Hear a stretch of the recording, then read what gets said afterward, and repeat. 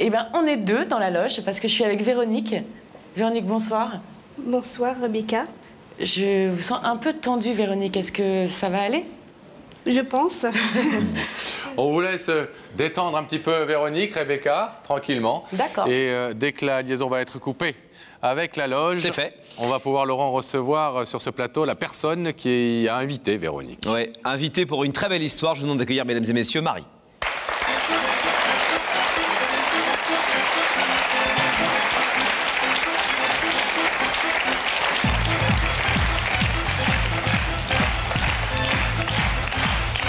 Bonsoir Marie, prenez place s'il vous plaît.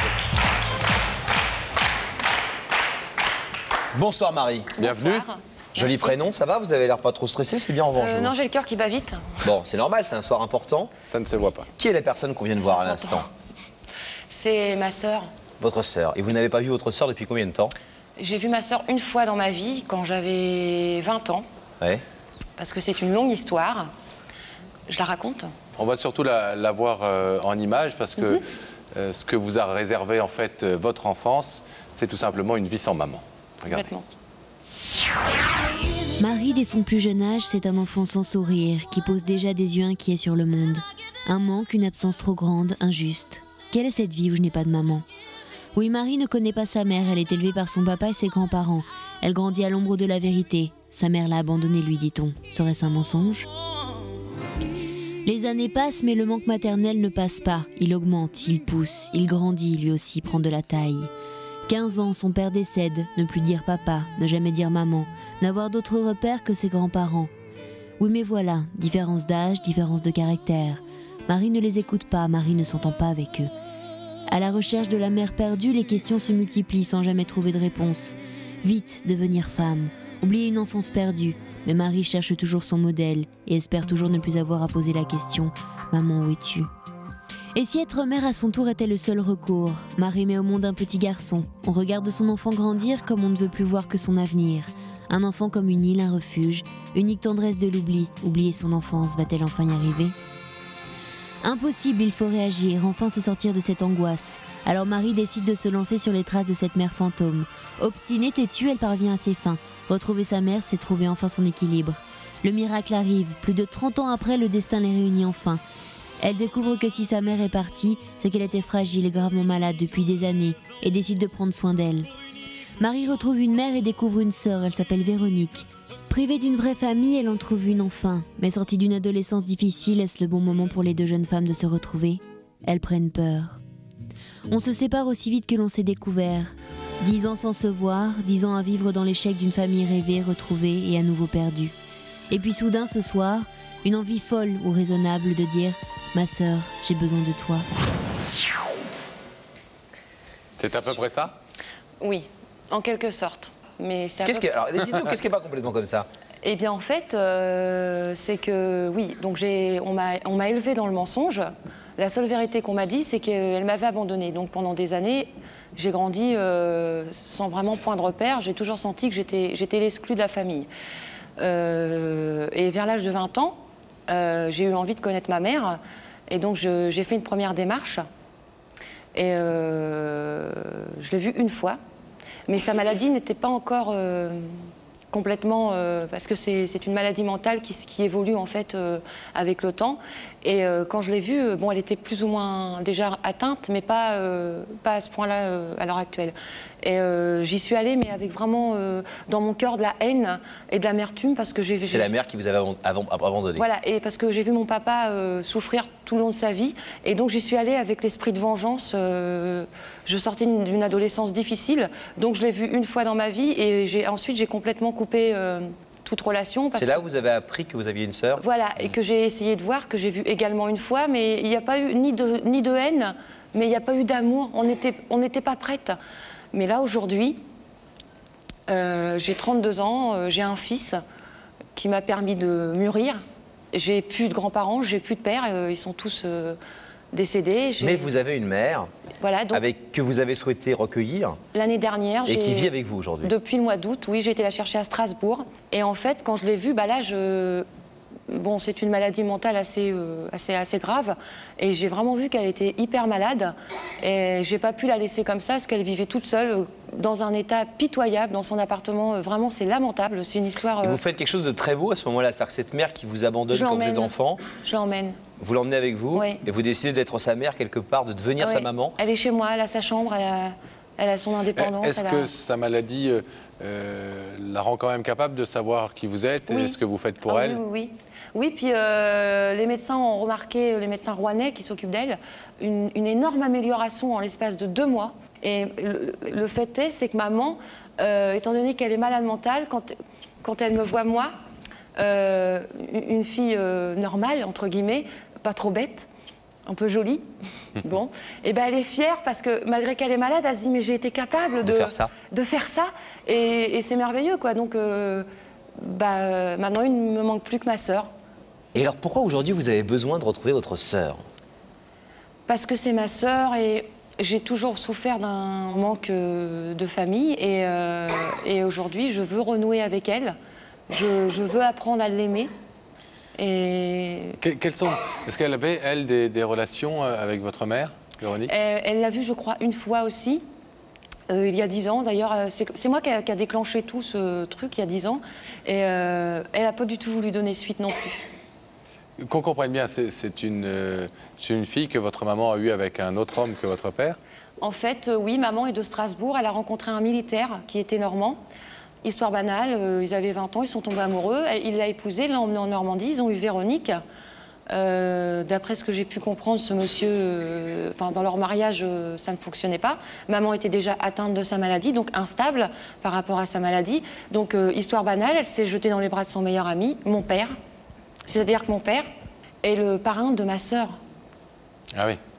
D'accord, c'est un tout petit peu compliqué, vous dites histoire banale, mais pour ça que je vous ai dit ce n'est banal que pour vous quand même. C'est une histoire un peu...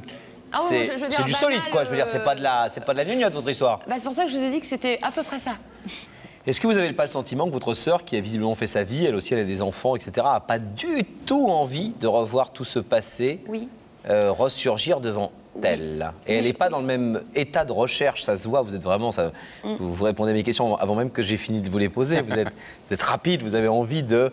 Vous êtes quelqu'un, vous êtes une déclencheuse, comme vous dites. J'ai l'impression qu'elle est un peu plus, je l'ai vu pas longtemps, un peu plus cool par rapport à ça, et surtout qu'elle n'a pas forcément envie que tout ça lui rejaillisse comme ça devant le visage. Effectivement, moi, je me pointe comme ça dans sa vie, avec mon état d'esprit, avec ma rage, mon envie de donner. C'est mon envie de donner, mais de recevoir aussi. Alors maintenant, moi j'ai envie de donner, mais je ne sais pas si elle a envie de... Et on ne peut pas forcer les gens à recevoir. Ah non. Contre leur gré. Non, je ne la forcerai pas. Ça veut dire que vous accepteriez très bien que ce rideau reste fermé? Je serais triste. Je pleurerais sans doute parce que je pleure tout le temps, donc déjà...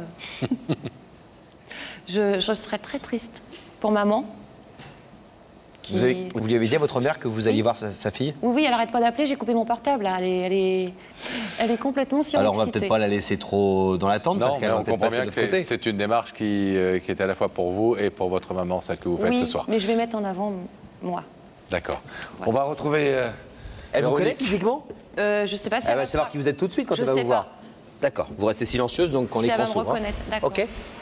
À tout de suite, Marie. La loge de Rebecca est coupée, vous le savez, de ce plateau, sauf quand on demande que la connexion soit rétablie, ce qui est le cas. Rebecca. Oui. Alors bon, moi j'étais entre de très bonnes mains, puisque Véronique est aide maternelle, donc ça m'a fait beaucoup de bien. Maintenant, Véronique, je vais vous demander de vous lever. La vérité est au bout du couloir, et vous allez partir avec Sam. Vous pouvez y aller.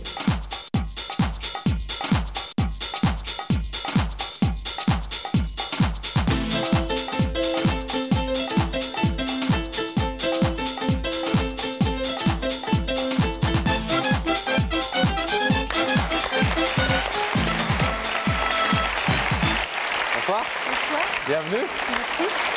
Bonsoir Véronique. Bonsoir. Asseyez-vous, je vous en prie. Merci. Ça va bien? Oui, ça va un peu... Oui. Enfin, stressé quand même. Bon, vous connaissez l'émission? Non. Tard. Oui, c'est tard, voilà. Bon. Alors Véronique, si vous êtes ici, c'est que quelqu'un veut vous parler. Cette personne, elle est là, sur ce plateau, de l'autre côté du rideau. Vous ne pouvez pas la voir pour l'instant. Oui. Vous vous êtes demandé qui pouvait vous inviter? J'ai aucune idée de savoir qui voudrait vous parler. me parler. On va essayer, si vous le voulez bien, de vous mettre sur la voie au travers d'une question que vous pose quelqu'un qui est au courant de l'histoire. Vous ne connaissez pas cette personne, mais elle est au courant de l'histoire et elle a voulu vous poser une question. Écoutez. Véronique, si tu avais un rêve à réaliser ce soir, ce serait lequel? Ah, ça c'est une question importante. On a tous des rêves. Vous savez, c'est un génie qui arrivait comme ça dans votre vie et qui vous disait t'as 3 vœux, lesquels sont-ils? Qu'est-ce que vous répondriez à ce génie? Le rêve, c'est... J'ai mon mari, j'ai mon fils, ça me... Qu'ils aillent bien? Qu'ils aillent bien, oui, qu'ils soient en bonne santé. Est-ce que vous voulez savoir qui est venu vous voir ce soir? Oui. Regardez cet écran et le visage de cette personne va apparaître.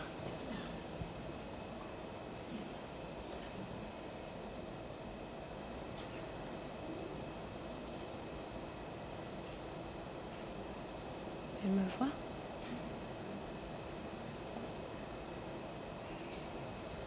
Vous connaissez cette personne? Non, pas du tout.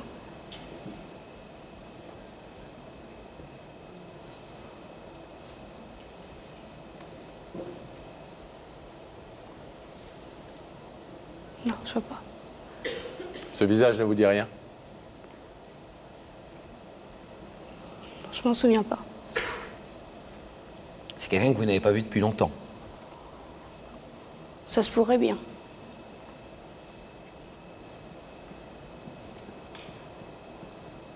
Vous avez quel âge? Ça se fait pas de demander l'âge à une dame, mais vous êtes une jeune femme, donc je peux vous le demander. 35 ans? 35 ans. Oui, je l'aurais vu quand j'étais plus petite, mais non, le visage d'une femme comme ça, non, je vois pas trop qui voudrait me... C'est me un visage revoir. qui devrait vous ramener une dizaine d'années en arrière. 25 ans.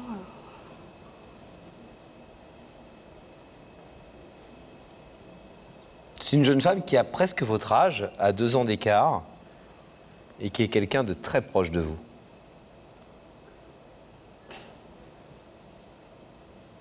Très, très proche de vous.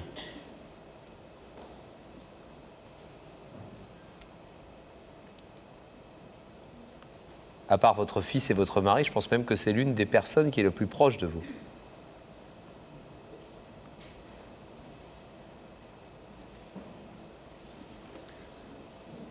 Cette jeune femme s'appelle Marie, Véronique.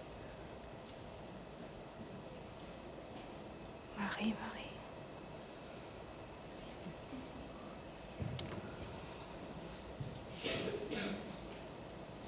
Non, sincèrement, non. Alors, à défaut de la reconnaître, est-ce que vous voulez savoir ce qu'elle est venue vous dire?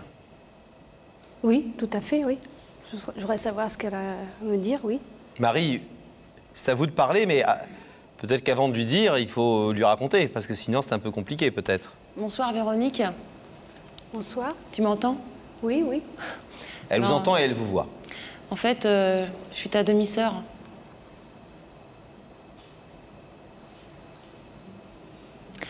La fille de ta mère. Ça y est? Bon. Tu veux toujours entendre ce que j'ai à te dire ou... Oui, vas-y. Bon. D'abord, je te remercie d'être venue, c'est gentil. Et je suis venue te demander pardon. Parce qu'il y a 10 ans, on s'est rencontrés... Enfin, vite fait, on va dire. Hein. Ça n'a pas été... Tu te souviens? J'avais mangé chez toi un soir. T'avais fait une pizza. On s'était donné rendez-vous à la poste de Petit-Quevilly. Ah oui, d'accord, oui. Ah oui, oui. Bon. Et moi, j'étais comme toi, en fait. J'étais pas prête, j'étais pas dans un état d'esprit... parce que je pense que toi, t'es comme moi, t'as vécu une adolescence peut-être plus ou moins difficile, vu qu'on n'a pas eu de mère. Et c'était pas le moment quand j'ai fait apparition dans ta vie. Moi, en fait, c'était juste la curiosité de savoir la tête que tu avais et de me créer quelques points de repère plus physiques que dans mon cœur, tu comprends? Donc je te demande pardon parce que ça a été une rencontre éphémère et je t'ai pas fait spécialement de mal, hein, mais j'étais pas, je veux dire, je suis venue vers toi et j'ai pas assumé ma démarche, en fait. Et bon, aujourd'hui, j'ai 32 ans, j'ai 10 ans de plus. J'ai un fils qui a 10 ans, donc tu as un petit neveu qui est là ce soir, il s'appelle Jordan. Et en fait, moi, je suis venue parce que je sais qu'on habite en Normandie toutes les deux. Et je suis venue dans l'espoir... moi, je voudrais essayer d'apprendre à te connaître, de nouer une relation avec toi. Enfin, je sais qu'on ne s'aime pas comme deux sœurs parce qu'on ne se connaît pas. Mais moi, j'en ai envie, j'en ai besoin. Et je ne sais pas, toi, dans ta vie, peut-être que tu n'en as pas besoin, Véronique. Je ne veux pas te forcer. Je veux juste que tu saches que moi, j'en ai vraiment besoin. Et mon fils aussi. Parce que contrairement à toi, j'ai pas de demi-frère et j'ai pas de demi-sœur, j'ai que toi. Je voulais aussi que tu saches que tu connais pas toute la vérité sur notre mère. Il y a des choses que tu sais pas, Véronique, que moi j'ai appris il y a pas longtemps. Et que je pense qu'il est de mon devoir que tu les saches. Parce que c'est pas que ma mère, c'est aussi la tienne. Et même si elle a été absente toute notre vie, c'est quand même notre mère. Tu comprends? Puis moi, je vais pas dire je t'aime parce que je vais te mentir. Mais j'ai envie de t'aimer, quoi, d'apprendre à... Enfin, tu comprends? Enfin, t'es ma sœur et t'habites pas loin de chez moi et j'aimerais bien, enfin, essayer, quoi. Voilà. Je sais pas quoi te dire de plus. Moi, j'aimerais juste vous poser une question, si vous me permettez, madame, et y répondez que si vous avez envie d'y répondre, parce que c'est votre vie privée, et notre émission sert surtout à vous faire vous retrouver, et peut-être, si vous l'acceptez, on n'a pas à rentrer forcément dans votre vie, mais juste une question qu'on comprenne bien. Vous avez vécu sans maman, vous non plus? Oui, tout à fait. Qu'est-ce qu'on vous disait quand vous étiez enfant? Parce qu'on sait la version que nous a donnée Marie. On lui a dit que sa mère l'avait abandonnée. Ouais, qu'elle était partie, qu'elle ne s'était pas occupée d'eux, que c'était une femme qui avait une vie un peu comme ça, fantasque, etc. Et elle a été élevée par son papa et par ses grands-parents paternels. Et elle n'a plus jamais entendu parler de cette mère. Donc elle s'est tue, elle a enfermé ça dans son cœur. Et puis à 20 ans, elle a commencé à bouger en disant il y a un truc bizarre. Et elle a découvert des choses bizarres que vous allez peut-être découvrir si vous souhaitez parler avec elle. Qu'est-ce qu'on vous a dit à vous dans votre enfance? La même chose? Mon père, c'est pareil, il m'a dit que ma mère m'avait abandonnée, qu'elle était repartie dans sa famille à Strasbourg, que pour lui, c'était pas une mère, c'était inacceptable de sa part de... Il t'a menti, Véronique. Il t'a menti, je te promets. Il t'a menti. C'est vrai, elle est partie. C'est vrai. Là-dessus, c'est la seule vérité. Mais si tu savais toute la vérité... Moi, je pense que le rideau... c'est un peu le symbole d'un mur qui va te permettre de... Je sais pas si tu as souffert de tout ça dans ta jeunesse. Je sais pas... Oui, tout à fait, oui. J'ai souffert de ne pas avoir eu ma vraie mère, oui. Et moi, je pense que ce rideau, si tu acceptes de l'ouvrir, hein, si tu n'acceptes pas, je le respecte tout à fait. Je ne t'embêterai pas, je te rassure. Mais je pense que quand tu vas savoir certaines choses... tu pourras plus dire que c'est inacceptable. Parce qu'il y a des choses que tu sais pas.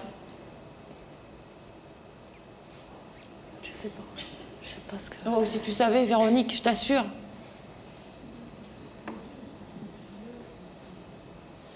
Est-ce que je peux le dire? Pascal? Vous pouvez faire... oui, bien sûr, c'est Laurent qui vous répond, mais Pascal, je suis sûr, il est d'accord avec moi. Complètement. Vous pouvez tout à fait lui dire, mais peut-être aussi, nous, on sait votre version et on sait aujourd'hui que vous vous occupez de votre mère qui est... Est-ce que tu veux que je te dise tout? Enfin, pas tout, mais une partie. Pour t'aider à prendre une décision. Ou est-ce que tu veux que je dise rien? Non, je préfère de dire rien puis que tu me le dises... Après? Après, voilà. C'est bon signe. C'est joli ce que vous venez de dire. Et puis on trouve effectivement, j'imagine, je parle au nom de Pascal aussi, que c'est un truc que vous devez garder entre vous deux et peut-être qu'on n'a pas forcément à être témoin de ça. Véronique, je vais vous demander de vous lever, s'il vous plaît. De vous placer face à ce rideau parce que effectivement, Marie fait cette démarche et au-delà de ce qu'elle a dit, c'est à vous maintenant de prendre une décision pour en savoir plus si vous le voulez, pour créer, si vous le désirez, des relations avec elle. Elle est venue vers vous. À vous maintenant de dire si vous acceptez cette démarche ou pas, en ouvrant ce rideau ou en le laissant fermer. Qu'est-ce que vous décidez? Bah, comme je veux savoir la vérité de ce que mon père ne m'a pas dit, je vais ouvrir le rideau. Vous ouvrez le rideau? J'ouvre le rideau.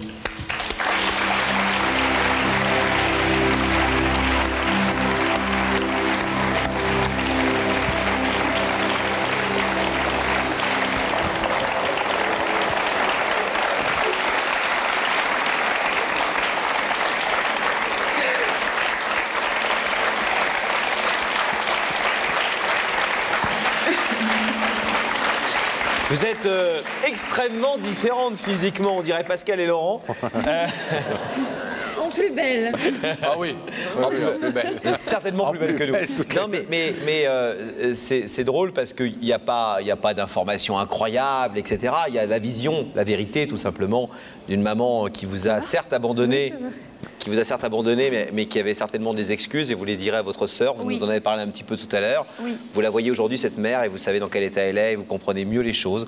Oui. Et peut-être surtout, ça vous a permis de mieux vous comprendre vous-même et de mieux d'accepter ce qui vous est arrivé quand vous étiez petite. Ouais. Parce qu'il n'y a rien de pire que de croire qu'une maman ne nous aime pas. Ne nous aime pas, oui. Il n'y a rien de pire. C'est horrible.